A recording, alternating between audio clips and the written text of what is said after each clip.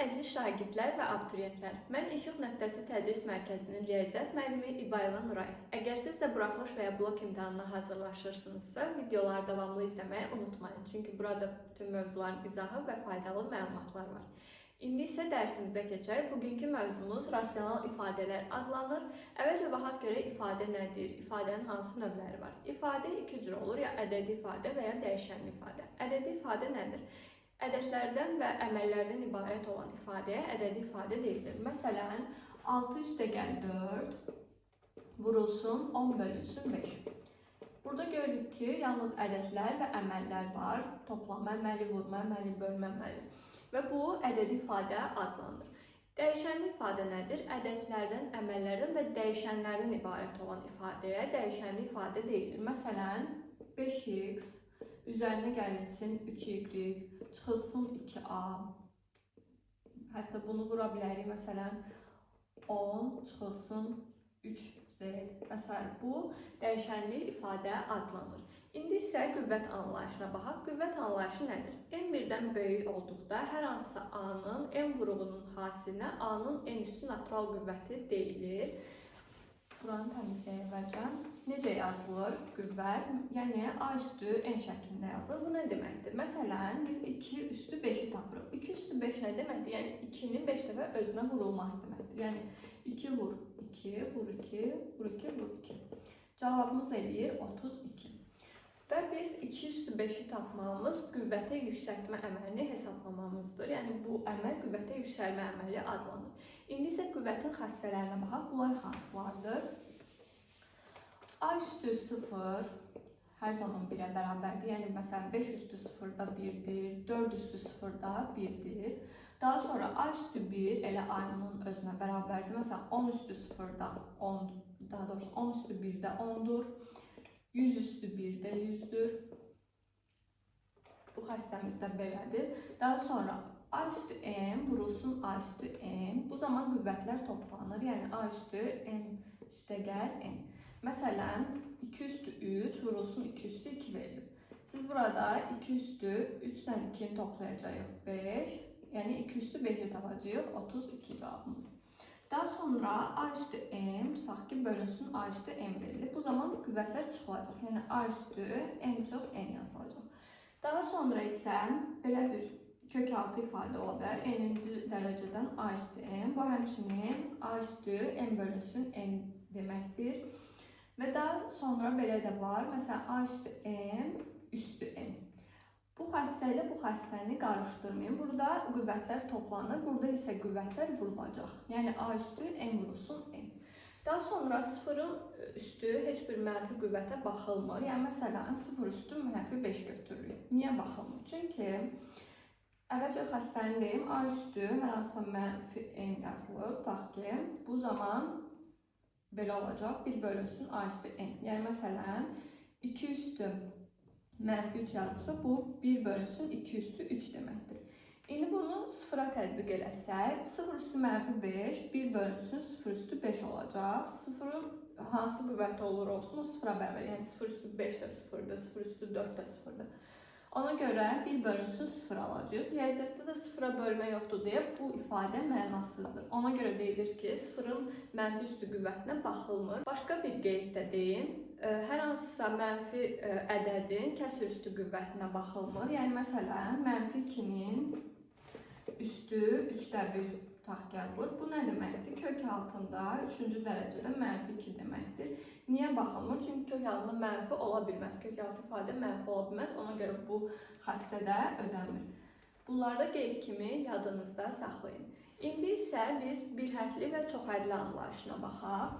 Bir hədli nədir? Ədədlərdən, dəyişənlərdən və onların natural üstü qüvvətlərindən ibarət olan ifadəyə bir hədli deyilir. Yəni məsələn 5x y üstü 2. Bu bir hədlidir. Hər hansısa natural ədədlə bir hədlidir. Məsələn, natural ədəd demək ümumi ədədlərdir. Hər hansısa bir ədəd, məsələn mənfi 2-də bir hədlidir və yaxud 3-də 1 də bir hədlidir. Daha sonra məsələn tək dəyişənin özü də bir hədlidir. Məsələn x bir hədlidir və yaxud A, B kubu bir hədlidir. Çünki bunun əmsalı 1-dir, yazılmayıb. Bunların da yanına bir dəyişən əlavə edə bilərik 0 üstü ilə. Məsələn, yaza bilərəm, qrafda yazım, -2 a üstü 0. Zaten a üstü 0 1'ə bərabərdir, o da olur -2. Ona görə də bu bir hədli sayılır. Daha sonra bir həllinin əmsalı və dərəcəsi nədir? Bir hədlində olan ədəd onun əmsalı adlanır. Yəni, məsələn, burada 5xy kvadratında 5 bir hədlinin əmsalı adlanır. Dərəcəsi nədir? Biz qüvvətləri toplayacağıq, o da olacaq bir hədlinin dərəcəsi. Yəni, gəlin qeyd edək, əmsal oldu 5, dərəcə isə qüvvətlər nədir? Burada x-in üstündə 1, y-in də üstü 2-dir. 1 ilə 2-ni toplayacağıq, dərəcəmiz olacaq 3. Çoxhədli nədir? Bəs bir hədlilərin cəbri cəminə çoxhədli deyilir. Yəni, çoxhədliyə də baxaq. Məsələn, 6xy üzərinə gəlsin 3ab kubu üzərinə gəlsin, tutaq ki 5z k kvadrat. Belə, bu bir çoxhədlidir. Hər biri bir hədlidir və bunların cəbri cəmi ümumilikdə çoxhədli adlanır. Çoxhədlinin əmsalı və dərəcəsi nədir? Çoxhədlinin əmsalı burada gördüyünüz kimi 6 bir hədlinin əmsalıdır, 3 bu bir hədlinin əmsalıdır, 5 də bu bir hədlinin əmsallarıdır.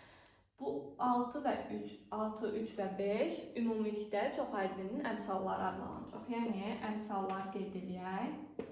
6, 3 və 5. Çoxhədlinin dərəcəsi nədir? Burada baxacağıq ki, hansı bir hədlinin dərəcəsi böyükdürsə, o çoxhədlinin dərəcəsidir. Yəni, bu bir hədliyə baxsaq, bunun dərəcəsi 2-dir. Bunun dərəcəsi 4-dür. Qüvvətləri topladıq.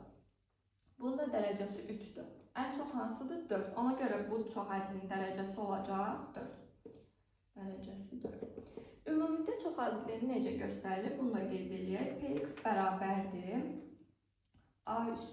A0 üzərinə gəlsin A1 x üstü n üzərinə gəlsin A2 x üstü n çıx 1 və sonda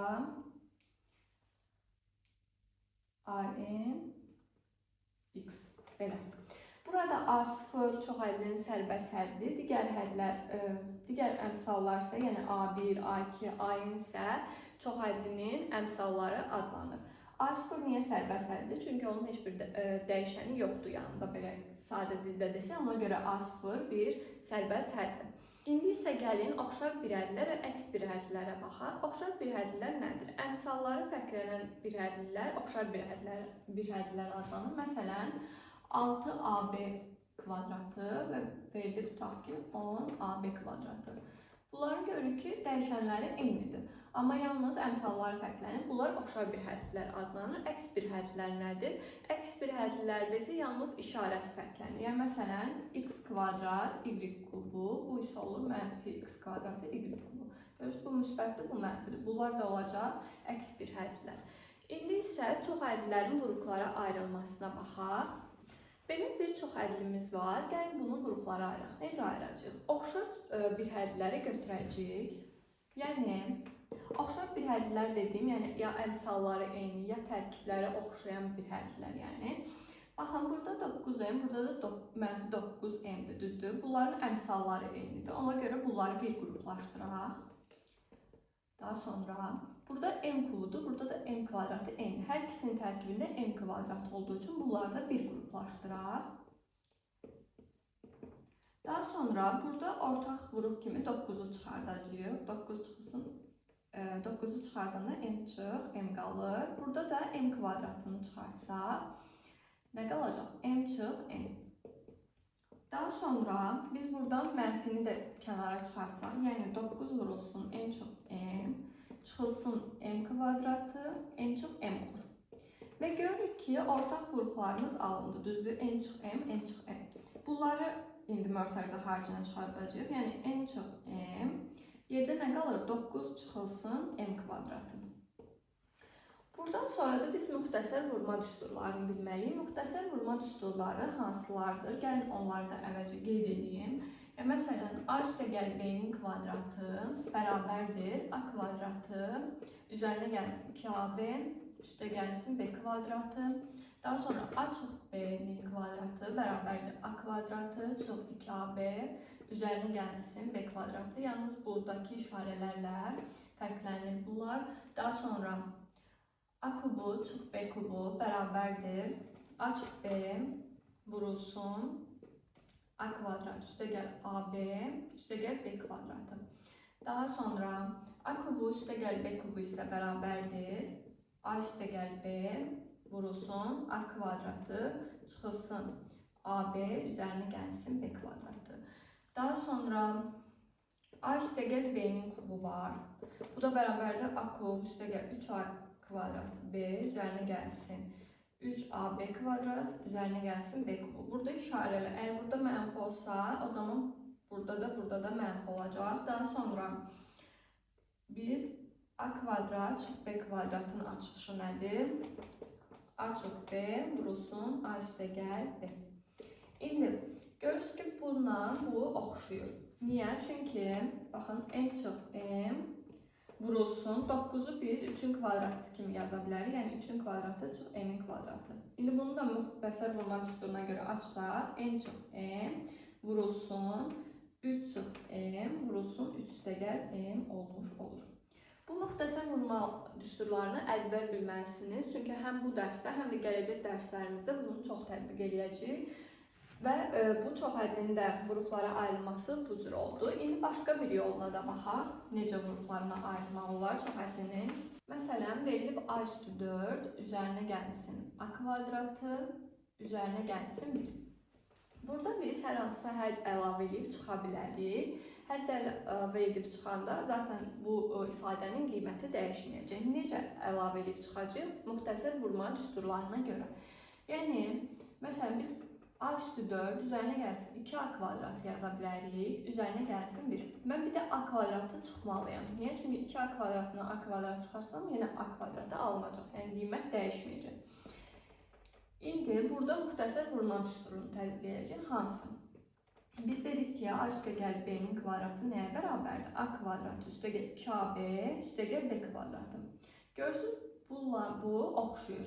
İndi nə edəcək? Bu a kvadratının yerində sanki a kvadratın kvadratı dayanır. Ona görə yazıram a kvadratı üzərinə gəlir. B'nin də yerində 1 dayanır. Üzərinə gəlsin 1, çıxılsın a kvadratı. Bu da kvadratdır. A kvadrat üstəgəl 1'in kvadratı çox a kvadrat. Biz yenidən burada müxtəsər vurma düsturu tətbiq edəcəyik. Bu dəfə a kvadratı çox b kvadratını tətbiq edəcəyik. Yəni a kvadratı üzərinə gəlsin 1, çıxılsın a, vurulsun a kvadratı. Üzərinə gəlsin 1, üzərinə gəlsin a. Bu da qruplara ayırmanın ikinci üsulu. İndi isə gəlin rasional ifadələr anlayışına baxaq. Biz keçən dərsimizdə rasional ədədlərin nə olduğunu öyrənmişdik. N bölünsün N şəklində göstərən ədədlər rasional ədədlər adlanır.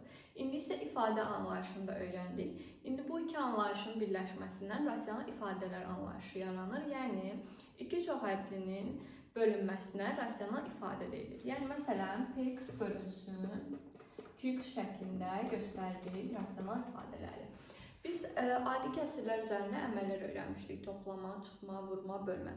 O əməllərin hamısını biz bu çox ədlərə də, daha doğrusu rasional ifadələrə də tətbiq edə bilərik. Yəni, məsələn, belə bir çox ədlidir. Üzərinə gəlirəm, mx bölünsün qx çox ədlisini, daha doğrusu rasional ifadəsini neyindir? Çox adi kəsirləri toplayanda məxrəclər eyni idisə, olduğu kimi saxlayıb, sürətləri toplayıb, sürətdə yazırdıq. Yəni, qx məxrəcdən px üzərinə gəlsin mx.